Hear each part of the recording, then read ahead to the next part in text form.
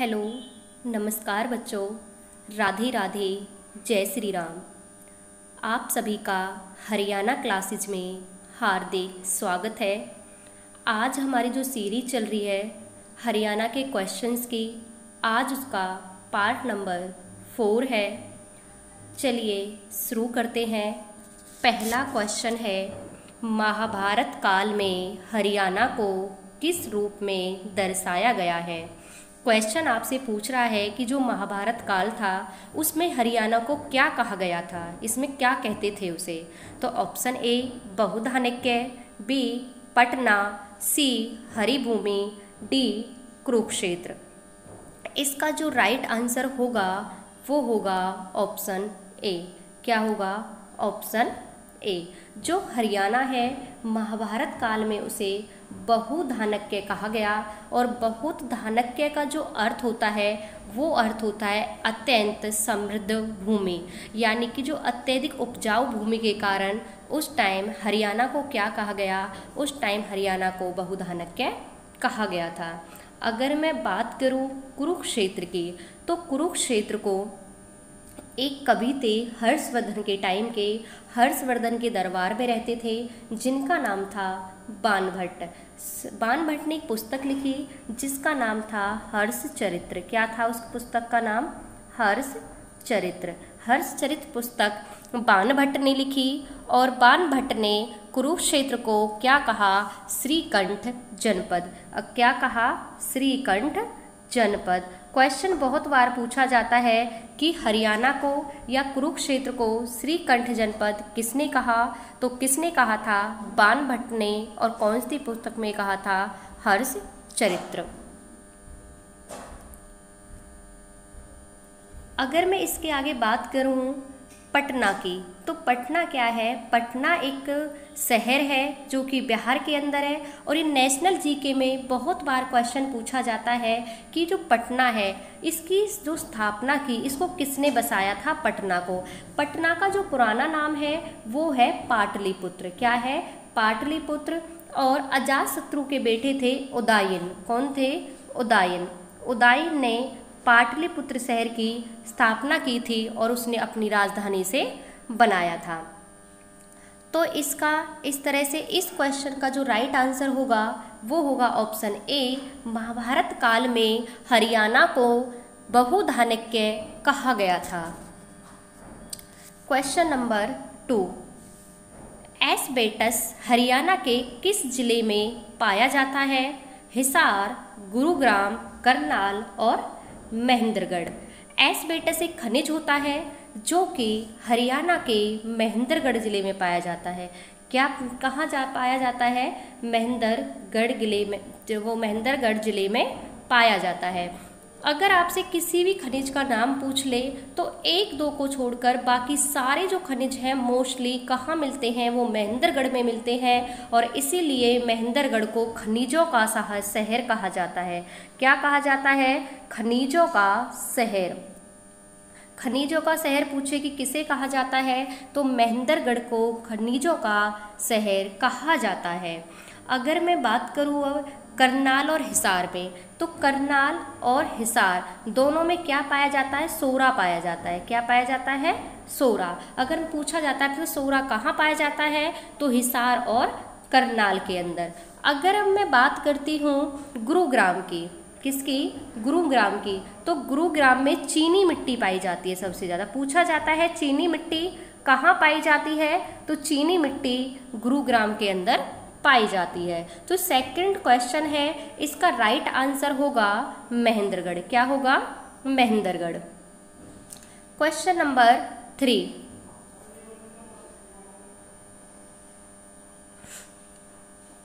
Question number 3 है, हरियाणा के हिसार जिले में कौन सी झील स्थित है? ऑप्शन ए कर्ण झील, बी बलूवर्ड झील, सी तिलियार झील, डी टिक्करताल झील। जो इसका राइट आंसर होगा वो होगा ऑप्शन बी। कौन सा है? Option B. ब्लू वर्ड जो झील है वो हिसार जिले में पाई जाती है। एक और पूछी जाती है, ये तो है ब्लू बर्ड, एक पूछी जाती है ब्लैक बर्ड। कौन सी? Black bird. ब्लैक बर्ड भी हिसार में ही है, लेकिन ये हिसार के हांसी में है। कहाँ पे है? हिसार में एक जगह है हांसी, तो ये हांसी में। अगर ब्लैक बर्ड पूछे तो हांसी हिसार, अगर ब्लू बर्ड पूछे तो ये हिसार के अंदर पाई जाती है।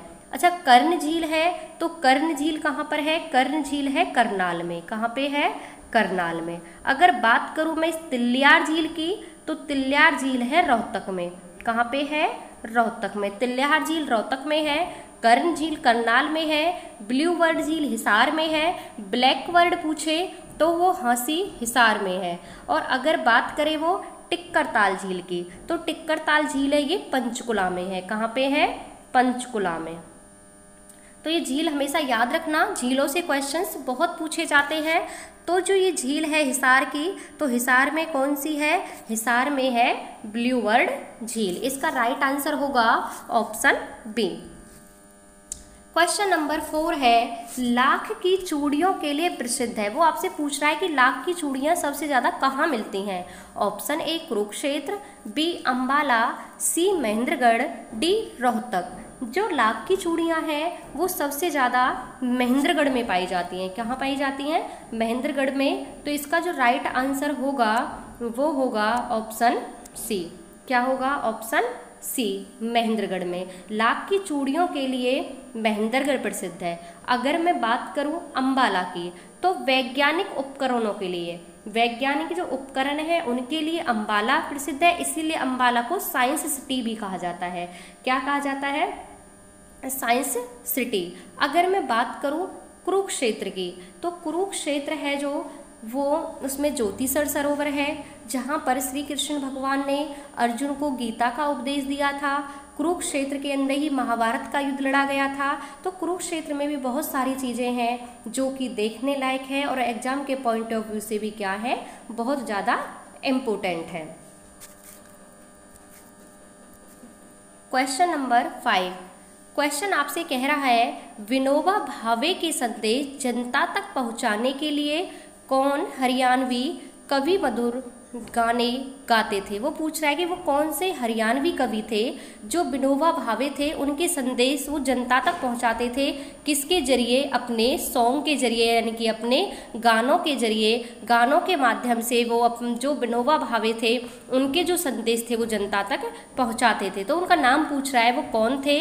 तो option A Pandit Nekiram, B Bhai Parmanand, C Ishwar Chandra Pandey, D Uday Bhanu Hans. जो इसका राइट आंसर होगा वो होगा ऑप्शन बी, भाई परमानंद। भाई परमानंद थे जो एक भारतीय स्वतंत्रता के संग्राम के महान क्रांतिकारी थे, और इनकी स्मृति यानी कि इनकी याद में भारत सरकार ने डाक टिकट होती है ना, वो भी जारी की हुई है। तो इसका राइट आंसर होगा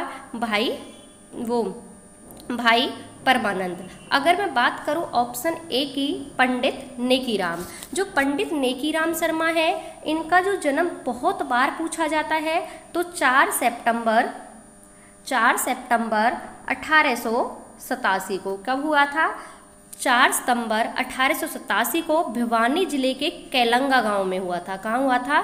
भिवानी जिले के कैलंगा गांव में। और एक इनकी सबसे फेमस साप्ताहिक पत्रिका थी जिसका नाम था संदेश। क्या था? संदेश।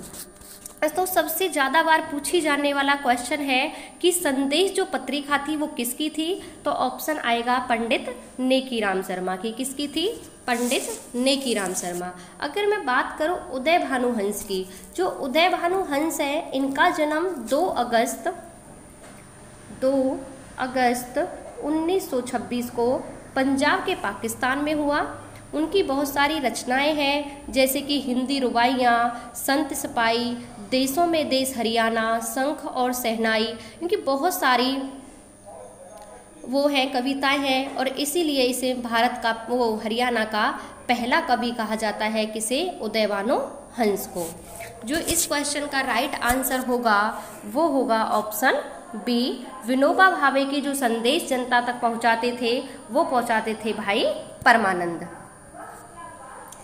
क्वेश्चन नंबर 6 है, हरियाणा कला परिषद मल्टी आर्ट कल्चरल सेंटर कहाँ पे स्थित है। वो पूछ रहा है कि हरियाणा में जो कला परिषद है उसका मल्टी आर्ट कल्चरल सेंटर कहाँ पे स्थित है। Option A Kurukshetra, B Gurugram, C Sonipat, D Ambala. जो इसका राइट आंसर होगा ऑप्शन ए कुरुक्षेत्र। क्या होगा? Option A Kurukshetra. जो मल्टी कला परिषद है वो कहाँ पे है? वो कुरुक्षेत्र में है, और कुरुक्षेत्र में ही विश्व का पहला आयुष विश्वविद्यालय है। आपसे पूछा जाएगा कि विश्व का पहला आयुष विश्वविद्यालय, क्या पूछा जाएगा? आयुष विश्वविद्यालय। ये भी कहाँ पर है? ये भी कुरुक्षेत्र के अंदर ही है। अगर मैं बात करूं अब सोनीपत की, तो सोनीपत में क्या चीज़ है? सोनीपत में राष्ट्रीय खाद्य प्रौद्योगिकी प्रबंधन संस्थान है। राष्ट्रीय खाद्य प्रौद्योगिकी प्रबंधन संस्थान कहाँ पे है? वो सोनीपत में है।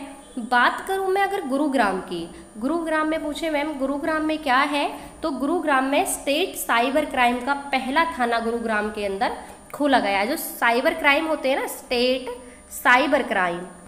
जो साइबर क्राइम का जो पहला थाना खोला गया है वो कहाँ पे है? वो गुरुग्राम के अंदर ही खोला गया है।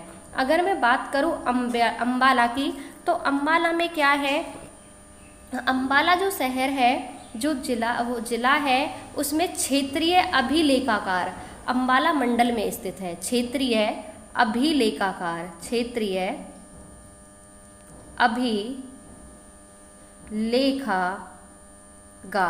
ये कहाँ पे है? ये है अंबाला में।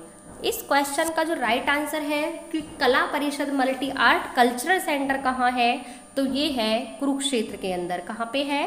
कुरुक्षेत्र में। क्वेश्चन नंबर 7, बाणभट्ट ने कौन सी पुस्तक लिखी? वो आपसे क्वेश्चन पूछ रहा है जो बाणभट्ट हैं उन्होंने कौन सी पुस्तक लिखी है। तो बाणभट्ट की कौन सी पुस्तक है? ऑप्शन ए सूरसागर, बी भगवत गीता, सी रामायण और डी हर्षचरित्र। तो जो बाणभट्ट हैं वो हर्षवर्धन के दरबारी कवि थे। किसके थे? हर्षवर्धन के दरबारी कवि थे।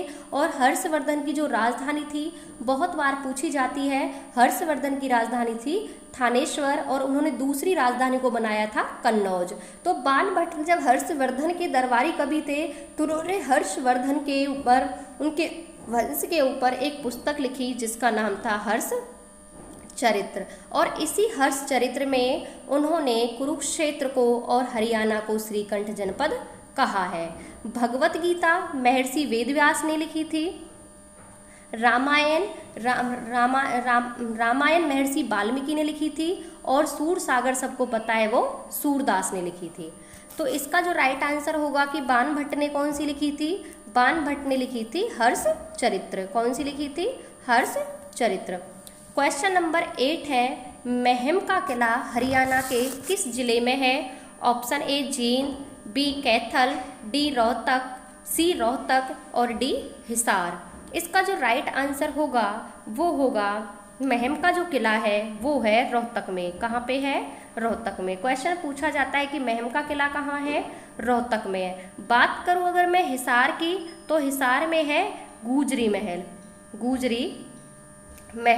गुजरी महल का निर्माण फिरोज शाह तुगलक ने अपनी प्रेमिका की याद में करवाया था। और इस गुजरी महल में एक अभिलेख मिलते हैं जो 8 अलग अलग भागवतों के आने की हमें सूचना देते हैं। तो गुजरी महल कहाँ है? हिसार में है। और किसने बनवाया था? वो बनवाया था फिरोज शाह तुगलक ने।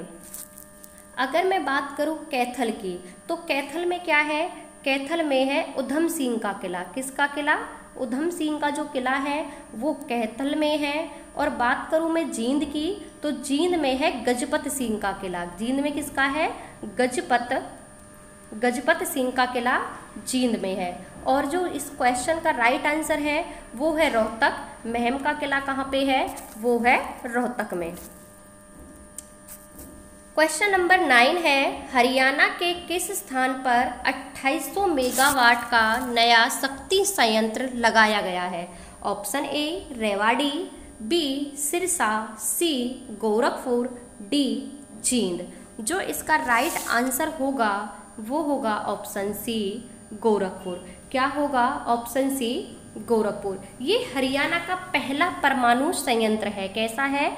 हरियाणा का पहला परमाणु संयंत्र।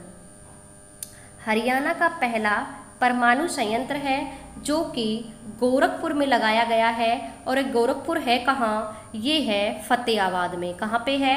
फतेहाबाद में। और इसकी जो स्थापना की थी वो की थी 13 जनवरी 2014 को। वो प्रधानमंत्री थे मनमोहन सिंह और मुख्यमंत्री थे भूपेंद्र सिंह हुड्डा। और इसमें 700 मेगावाट की कितनी यूनिट है? 4 यूनिट है। तभी ये क्या है? 2800 मेगावाट का है। ठीक है, तो ये कहाँ पे है? ये गोरखपुर में है और हरियाणा का पहला परमाणु संयंत्र है। अगर मैं अब बात करूं सिरसा की, तो सिरसा में क्या है? सिरसा में चौधरी देवीलाल विश्वविद्यालय पूछा जाता है, बहुत बार पूछा गया है कि चौधरी देवीलाल विश्वविद्यालय कहाँ है? तो वो है सिरसा में। कहाँ पे है? सिरसा में। अगर मैं बात करूं रेवाड़ी की, तो सबसे ज़्यादा बार क्वेश्चन रिपीट हुआ है कि जो सीएनजी ट्रेन है वो सबसे पहले कहाँ चली थी? तो जो सीएनजी ट्रेन है सबसे पहले रेवाड़ी से रोहतक चली थी। कहाँ पे चली थी? रेवाड़ी से रोहतक। सीएनजी ट्रेन सबसे पहले रेवाड़ी से रोहतक चली थी।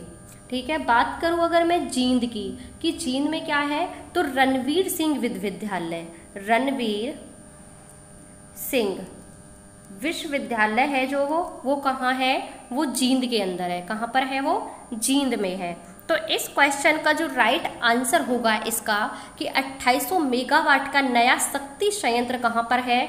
वो है गोरखपुर फतेहाबाद में। कहाँ पे? गोरखपुर फतेहाबाद में। इसका जो स्थापना थी 13 जनवरी 2014 को की थी। उस टाइम जो प्रधानमंत्री थे वो थे डॉक्टर मनमोहन सिंह और जो मुख्यमंत्री थे वो थे चौधरी भूपेंद्र सिंह हुड्डा। क्वेश्चन नंबर 10 है, हरियाणा के लोगों के द्वारा पहनी जाने वाली पगड़ी को क्या कहा गया है? वो पूछ रहा है कि जो हरियाणा में लोग पगड़ी पहनते हैं उसे क्या कहते हैं? ऑप्शन ए पगड़ी, बी खंडवा, सी खेस, डी लोई। जो हरियाणा में लोग पगड़ी पहनते हैं उसे कहा जाता है खंडवा। क्या कहा जाता है? खंडवा। और इस खंडवा को लोग अपनी शान का प्रतीक समझते हैं। क्या समझते हैं? अपनी शोहरत और शान का प्रतीक समझते हैं। अगर बात करूं मैं पगड़ी की, तो जो मारवाड़ी ढंग की जो पगड़ी होती है मारवाड़ी, उसे पगड़ी बोलते हैं। और खेस जो होता है सबने देखा है कि मोटे सूत की एक मजबूत चद्दर होती है जिसे गर्मियों में जब ज़्यादा ना गर्मी होती है ना सर्दी होती है तब लोग जो है ओढ़ के सो जाते हैं, तो उसे कहते हैं हम खेस। इसे सर्दियों में भी ओढ़ते हैं सर्दियों से बचने के लिए। और लोई भी इसी तरीके से एक प्रकार के ओढ़ने की चादर ही होती है। तो आज के ये 10 इम्पोर्टेंट क्वेश्चंस थे। उम्मीद करती हूँ कि आपको ये क्वेश्चंस अच्छे लगे होंगे और आपके एग्जाम के पॉइंट ऑफ व्यू से बहुत ही ज़्यादा इम्पोर्टेंट है। वीडियो को देखने के लिए